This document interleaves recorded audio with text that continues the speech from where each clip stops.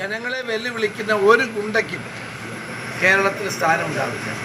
ഇത് ഗുണ്ടകളുടെ നാടല്ല, സമാധാനം ആഗ്രഹിക്കുന്ന ജനങ്ങളുടെ നാടാണ്. ഇവിടെ എല്ലാ സിസ്റ്റത്തെയും വെല്ലുവിളിക്കുന്ന ഗുണ്ടയ്ക്ക് ഇതാണ് അനുഭവം എന്ന് കരുതുക. ഇത് മാത്രമല്ല, കേരളത്തിലെ എല്ലാ ഗുണ്ടകളെയും നിലയ്ക്ക് നിർത്താൻ ഈ ഗവൺമെൻറ് പ്രതിജ്ഞാബദ്ധമാണ്. ജനങ്ങളുടെ സമാധാന ജീവിതം ഉറപ്പുവരുത്തുക എന്നാണ് ലക്ഷ്യം. ഇന്നലെ മുതൽ ആരംഭിച്ചു കഴിഞ്ഞു. നൊട്ടോറിയസ് ആയിട്ടുള്ള ഗുണ്ടകളും സാമൂഹ്യ വിരുദ്ധന്മാരും ജനങ്ങളുടെ സ്വൈര്യ ജീവിതത്തെ തകർക്കാൻ ശ്രമിക്കുകയാണെങ്കിൽ ശക്തമായ നടപടി. ആ കാര്യത്തിൽ ഒന്നും ഒരു വിട്ടുവീഴ്ചയില്ല. ഓണം കൂടെ വരികയാണ്. ഈ ഓണക്കാലത്ത് ജനജീവിതത്തെ അപകടത്തിലാക്കാമെന്ന് ഒരു ഗുണ്ടയും കരുതണ്ട.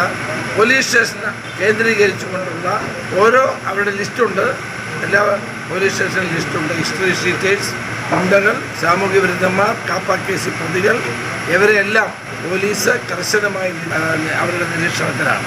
അതുകൊണ്ട് ജനങ്ങളെ വെല്ലുവിളിക്കാൻ ഒരു സംശയമുണ്ടാകും.